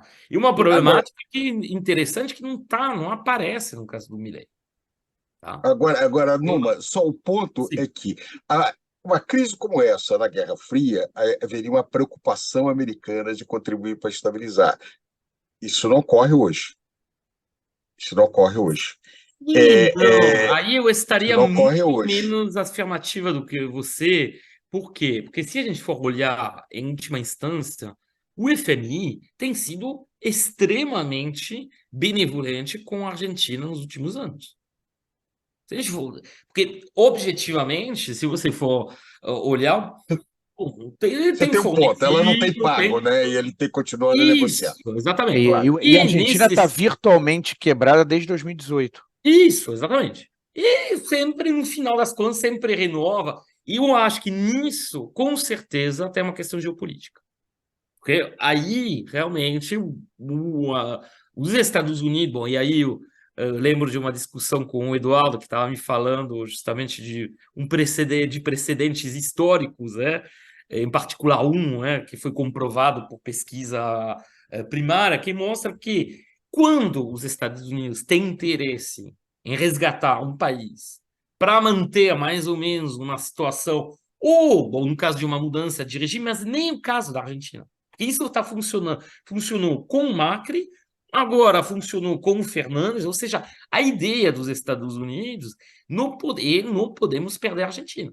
Porque o risco de botar a Argentina de volta numa situação como a do início dos anos 2000, aí é grande, porque agora você tem um país que poderia, sim, se substituir e que inclusive está montando, e aí a gente volta à questão da disputa geopolítica, geoeconômica global, tem um país que está não somente com capacidade financeira de resgatar, mas também que está com capacidade, que está montando um sistema alternativo ao sistema ONU, com equivalente ao Banco Mundial, com equivalente ao FMI, É. Banco dos Ô, BRICS Numa, e Isso, parte e que com um se puder, detalhe, e Luiz a Carlos, China. a China já ajudou a Argentina, ainda que pontualmente. Isso, Mas exatamente. nesses últimos anos e ela o tem Brasil ajudado a apoia, Argentina pontualmente. e o Senhores, um de cada Brasil vez, apoia, senão. e o Brasil apoia a entrada da Argentina nos BRICS. É óbvio, o Brasil quer a entrada da Argentina nos BRICS, que aí facilita um processo de resgate da negociação dentro disso aí. Mas eu não sei se interessa para o Brasil a entrada ou da Venezuela ou a entrada do outro, Honduras, que parece candidatou, etc. A Argentina interessa pela natureza dos problemas que passariam a abrir e facilitar em termos de negociação. Mais uma vez, eu só queria trazer de novo para a nossa questão, em termos de instabilidade.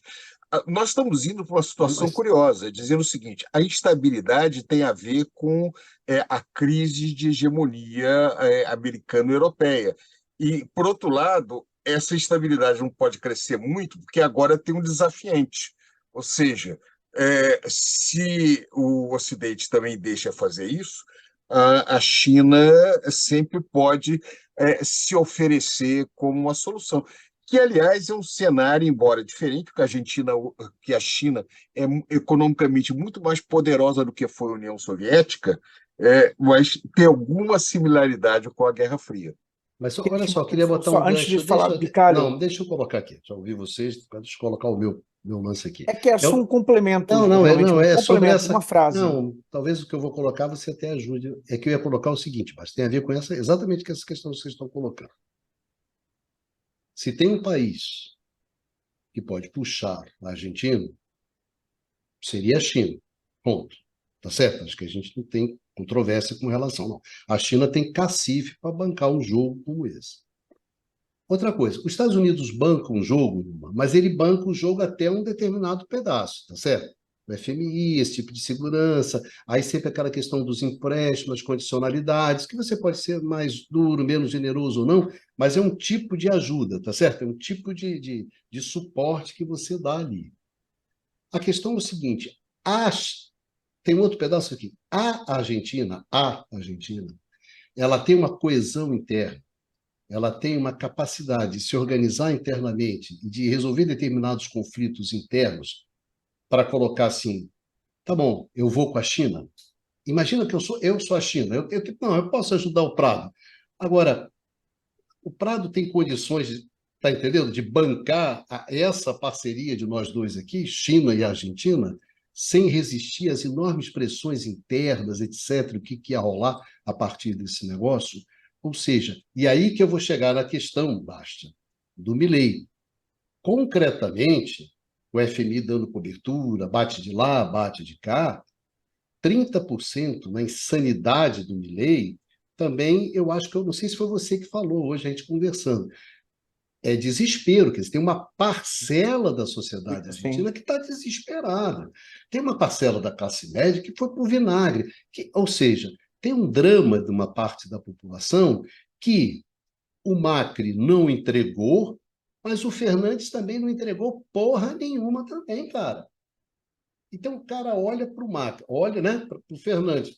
Caralho, como é que vai ser esse negócio aqui? Você foi E para um lado, foi para o outro, fracassou nos dois casos. quer dizer, é uma coisa meio óbvia, mas é claro que a insanidade ela tem uma dose do desespero, porque eu estou aqui desesperado.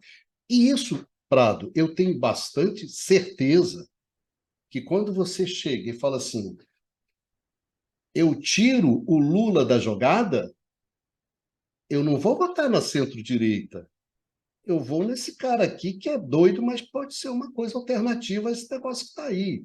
Dentro disso, Há uma dose de que o centro não entrega porra nenhuma, a esquerda não entrega. No caso nosso, estava interditado porque o Lula estava na cadeia. Então, eu vou com o Bolsonaro, eu vou com o Milei, que é um desespero da América Latina, das condições sociais que vão se agravando, se agravando, se agravando. O centro não entrega porra nenhuma, só tem aquela pauta liberal de arroxo, de questão fiscal do caralho.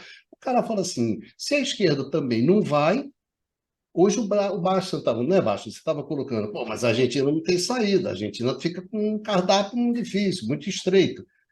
Tá certo, se você não tem um sugar daddy, se você não tem um paizão, tipo a China que fala, vem garoto, que eu banco, e tem a condição de bancar, mas vai bancar nessa distância, lá no quintal americano, e vai ficar tudo por isso. Vocês acreditam realmente se a China desembarcar bancando a Argentina? O que vai acontecer dentro da Argentina? Que tipo de golpe? O que pode acontecer? Tá certo? E o outro parceirão, como diz o Prado, que poderia dar uma força para a Argentina, é o Brasil, porra, não é isso? Mas nesse exato momento a gente tem condição de ir lá, né, segurar a Argentina? Então, eu acho que essas questões são também, quer dizer, a insanidade também ela é fruto do desespero, né? Desse desespero que, no limite, a gente chega na condição que é o seguinte, num capitalismo turbinado como esse, uma hegemonia financeira dessa, né, caracterizada como uma financiarização barra como a gente leva. Sem emprego, sem renda, sem investimento, rodando no cassino, o que é insano? O cassino é insano? Ou é o Milei que é insano? Entendeu? É essa a minha pergunta. Cara, só uma coisa, uma observação que você falou. Realmente foi hoje no almoço, né, que eu falei esse aspecto do desespero, né? É um traço Isso. de desespero. E aí, dentro disso, houve um crescimento enorme nos últimos anos de pessoas abaixo do nível da pobreza na Argentina. Tá? Quer dizer, isso reforça o desespero, né? Pessoas que não estão encontrando alternativas. E do ponto de vista de política econômica, né, a Argentina está ali numa sinuca de bico que é muito difícil sair. De um plano econômico para conseguir superar, fazer, enfim, resolver o problema inflacionário, resolver o problema que é o problema chave que o Numa comentou do estrangulamento externo, né, da fuga de capitais. Não é nem um pouco trivial, né? É extremamente complexo, extremamente difícil. Não, e dá uma Tá? rodada aqui só de provocação para vocês, dá uma rodada no final para a gente ir encerrando essa discussão, que é infindável, né? Isso, falar de insanidade não acaba o tema. Mas olha só, nós já fizemos, se eu não me engano, E dois a programas. gente ainda podia falar do Flamengo, né? Ainda podia falar do Flamengo, né? Onde o cara quebrou a cara do outro, quer dizer, mais insanidade do que isso. O Um só segundo, não, né? dois, Dois, isso, em dois. 3 semanas. O Pedro também tinha levado lá do argentino, lá do preparador. Mas olha só o que eu ia colocar. A gente já fez 2 programas sobre a Colômbia. A Colômbia tem aqueles problemas estruturais. O pau comeu na Colômbia, no Chile e no Equador, como o Numa lembrou também, né? Porque o pau comeu no Equador, né? A porrada comeu. E isso não levou necessariamente para um candidato de esquerda, como foi no caso do Chile e foi no caso da Colômbia. Ganhou o liberal, não foi? Lá no Equador, naquela época. Aí o que você tem? Você tem o Petro, ganha a esquerda, o Gustavo. Aí você tem um programa de reforma, justiça seja feita. O Gustavo propôs um programa de reforma. E de uma reforma bastante forte, desse sistema de coisas que a gente discutiu aqui, lembra? Questões de saúde, questão de imposto, né? De imposto, de tributação, pau.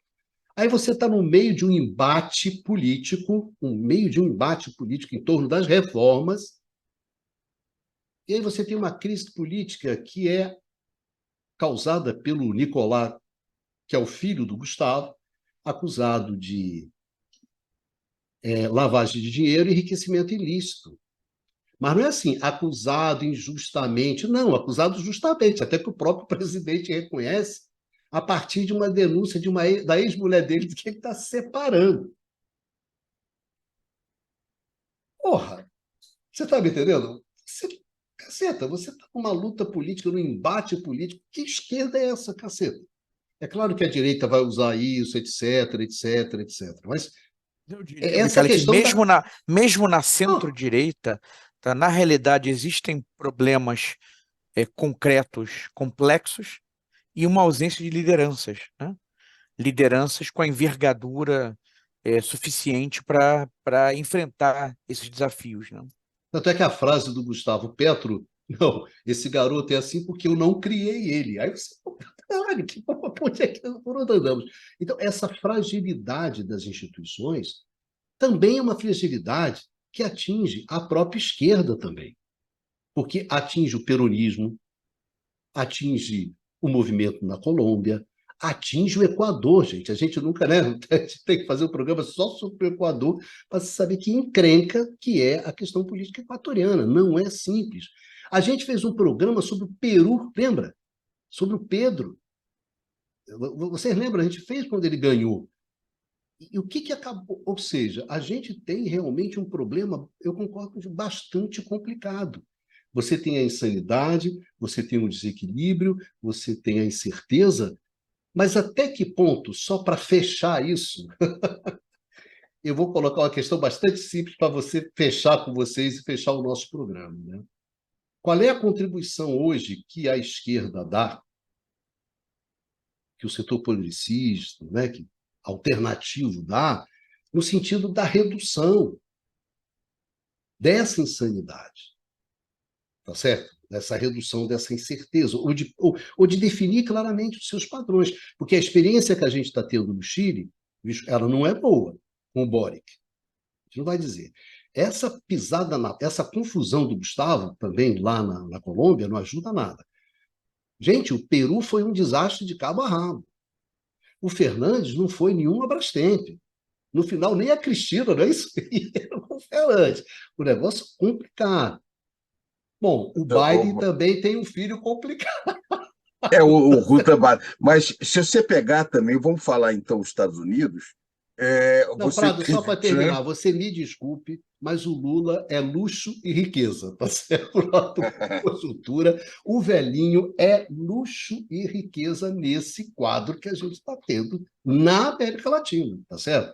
E não acredito que, em termos mundial, também a gente tem algum lugar numa disputa que está bombando, tá certo? Onde a esquerda está indo pro avançando, está propondo, é difícil, cara.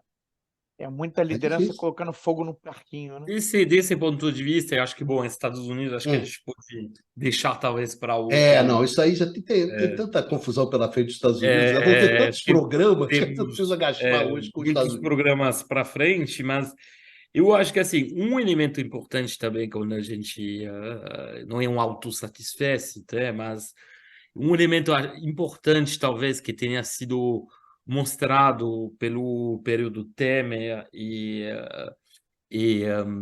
Bolsonaro, que apesar dos enormes problemas que isso fez surgir, não houve um desmoronamento, uma explosão do Estado, das instituições. Teve problemas importantes em muitos setores, mas você tem, no final das contas, uma capacidade de regeneração do Brasil que é notável em relação a seus vizinhos. Tá? Então, você tem, com todos os problemas que a gente já apontou, que foram muito tratados também no programa do Bicalho e do Eduardo Costa Pinto, no Diário da Crise, por exemplo, você tem, o Brasil representa, além da sua força, do seu peso econômico, do seu peso produtivo, do seu peso demográfico na região também, uma relativa capacidade de regeneração que, por exemplo, não está tendo na Argentina. O Brasil, tudo bem, foi muito conturbado a situação, mas o Lula, apesar dos enormes problemas que surgiram, apesar do que aconteceu no início do ano, com os atentados contra o Congresso, apesar de todo esse contexto, tá? Você tem a capacidade de relançar um processo mais progressista, talvez não no ritmo que gostaríamos. A gente pode falar muita, mas enfim, você tem essa capacidade. A A gente está no Argentina, jogo, né, Nuno? A gente está no jogo. A gente exatamente. está no jogo. Bom, a Argentina não tem essa. Qual é a solução? Tá, vamos imaginar um cenário, assim, um cenário menos ruim, né? De uma disputa entre a Bullrich e o Milei para quem vai ser o mais extremista, quem vai propor as coisas mais esdrúxulas do ponto de vista de segurança, etc. Bom, ok. Que favoreceria, em última instância, a priori, o Massa. Que aí começa a assustar também. Bom, não esqueçamos, por exemplo, eu estava olhando o The Economist, tem um artigo o dia 7 agora, né? Ele estava botando como Milley Effect, a explosão da taxa de câmbio paralelo. Foi para quase 900 pesos para $1. Ou seja, mesmo o The Economist está botando a culpa meio no Milei que obviamente de um fenômeno estrutural, mas bom, vamos imaginar então que o Massa vença. Qual a margem de manobra que vai ter? Porque o problema é o Massa é o atual super-ministro da economia, não esqueçamos. Ele Gente, o conseguiu Massa empolga quem? exatamente, e conseguiu O Massa escantear empolga quem? o Fernandes, representando uma tendência ainda mais centro, para não dizer mais à direita, dentro do peronismo do que representava João Fernandes, conseguiu aproveitar o enfraquecimento do kirchnerismo e conseguiu todo um super ministério da Fazenda, com todos o que está acontecendo. O registro econômico está muito convincente. O plano dele, que em última instância é um plano neoliberal, essa ideia, não, vou promover uma espécie de choque em detrimento dos trabalhadores, porque essa é a ideia, vamos tentar bloquear todos os mecanismos de revalorização salarial que podem existir, que sejam mecanismos oficiais ou oficiosos, né? Para tentar, na verdade, promover uma recessão econômica que levaria, portanto, a uma queda dos salários reais, que levaria a uma queda das importações, que melhoraria supostamente a balança comercial e, portanto, o balanço de pagamento e, portanto, melhoraria a posição externa e levaria a saída da Argentina dessa situação de crise externa. E isso que aconteceu? Não. Está funcionando? Não. Tá? Então, esse é um problema muito sério. Tá? Não tem uma proposta O crescimento da pobreza está funcionando. Está funcionando a Pois melhoria como do valor do colocou pagamento. Eduardo, né? A tendência é essa. É, Então, não empolga muito. Tá? Então, é uma situação muito complicada que é aquela da Argentina. E daí, nesse ponto de vista, retrospectivamente, apesar de todas as dificuldades pelas quais passou o Brasil, é uma situação fundamentalmente diferente. Tá?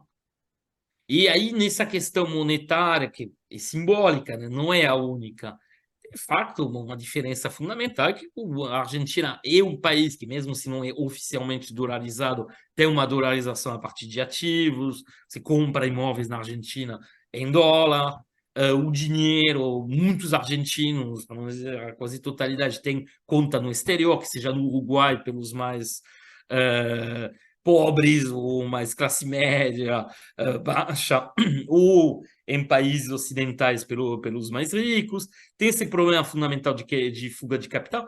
Essas questões são questões que o Brasil resolveu, mal bem, bom, as questões que foram resolvidas. Do ponto de vista econômico, o Brasil não tem esse problema externo que tem a Argentina. Então, temos uma situação muito diferente.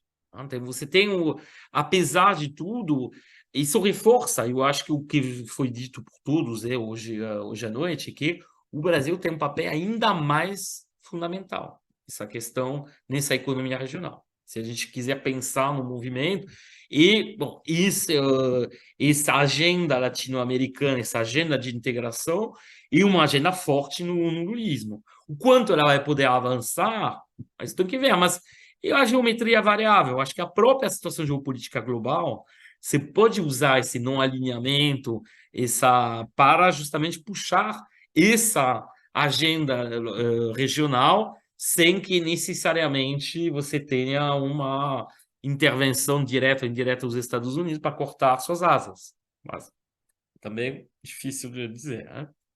Meus amigos, tinha muito tempo que a gente não fazia o programa, né? Acho que tinha quase mais de um mês, né, que a gente não se reunia. Então a gente estava com uma vontade grande de conversar, né? Então hoje a gente conversou bastante, né?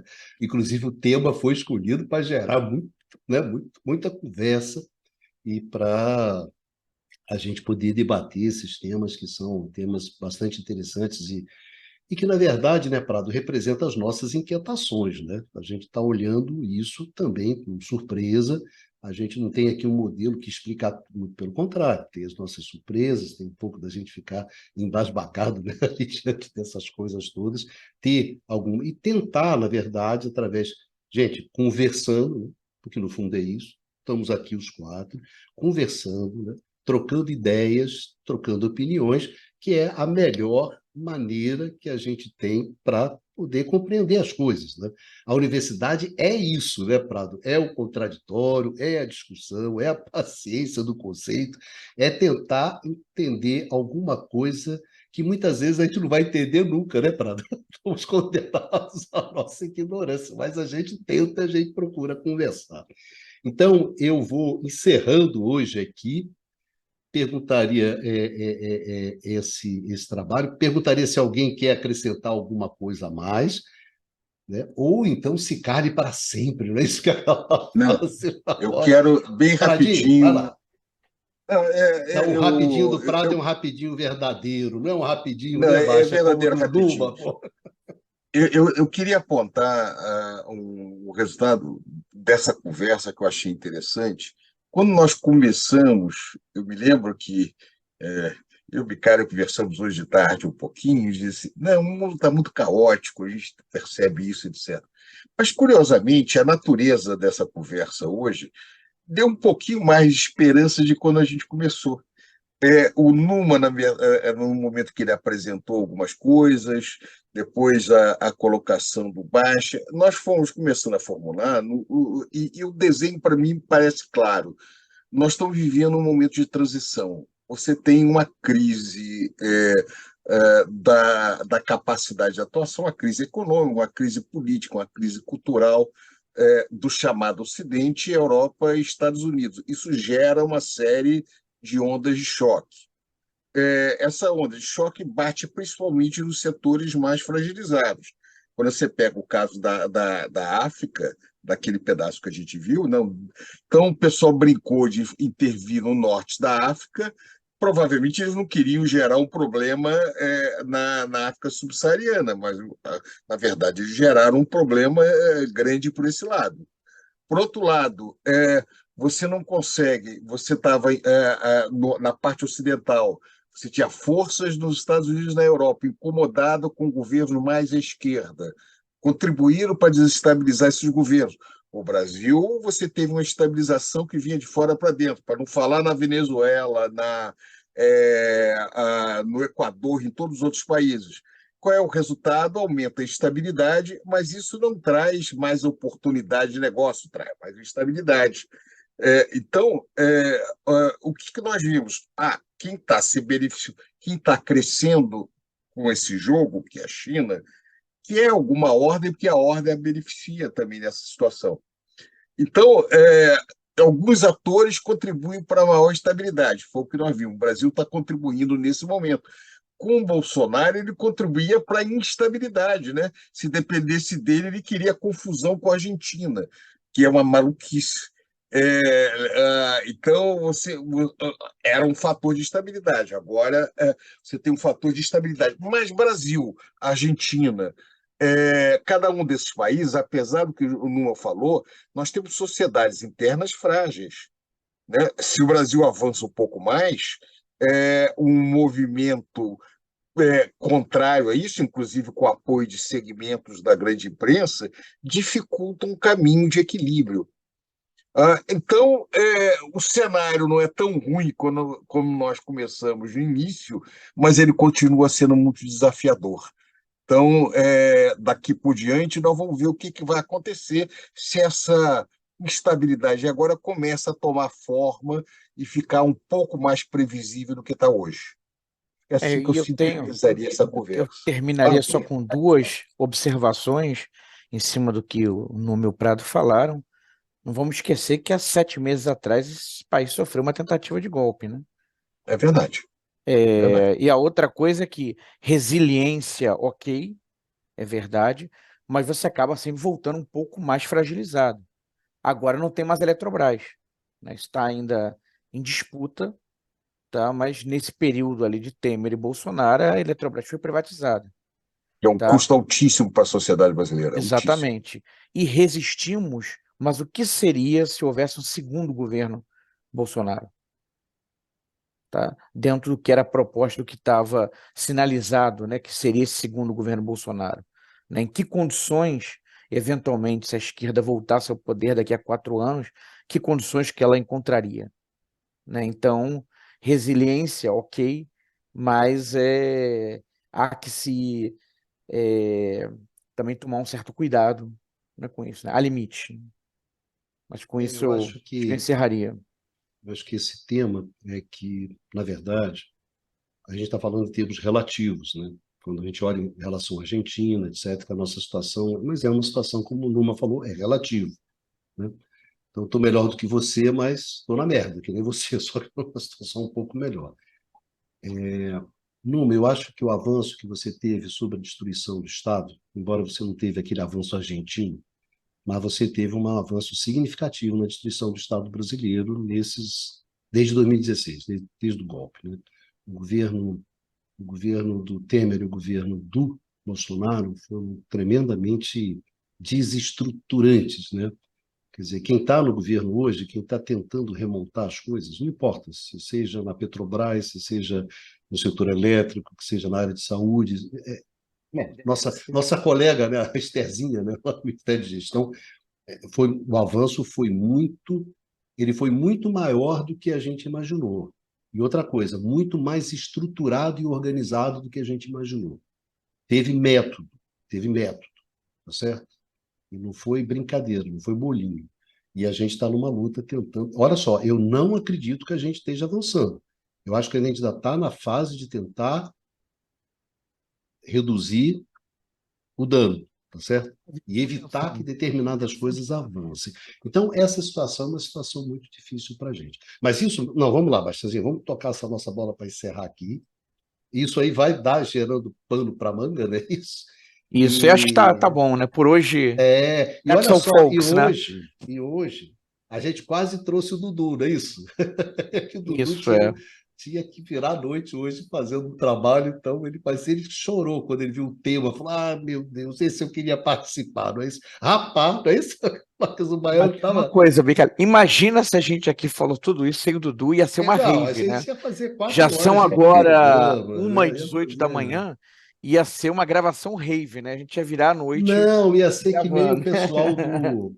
Tem um podcast interessante que chama Xadrez Global, né? Que o pessoal faz programas de 3, 4 horas. Hoje ia ser estilo xadrez global, sabe? Realmente, se Xadrez tivesse o global ou Dudu, verbal? acho que é xadrez global, né? Não me lembro. Acho que tem o Matias, né? Agora me fugiu. Mas eu sei que o pessoal faz uns programas assim, que é uma revista semanal, né? Cobre tudo, é bastante interessante para quem se interessa por essa parte. formação internacional, né? Mas se o Dudu tivesse, né, Baixa? Hoje Pradinho ia... E as tretas? Nossa Senhora, ia participar muito. Rapaz, Ia eu acho ser que para bom. ele tá com saudade das tretas. Tá, mas ele disse que vai participar sim. Ele vai participar, já prometeu que vai tocar com É a aquela gente coisa. alguns Ele shows, nos ele deixou, toca. mas vai voltar correndo, Isso, exatamente. pedindo desculpas. É isso aí. Bom, vamos lá. Brigadão. Numa, Bastian, Pradinho, valeu a contribuição de vocês três aqui nessa mesa. Hoje foi uma mesa de muita trocação, né? Foi legal, exatamente. E a gente nem falou sobre a insanidade do Flamengo, não é isso, Bastian? Poupamos Isso, não, o velho não. Prado, não é Aqui isso? é civilizado, né? Trocação lá é com outra conotação. Exatamente.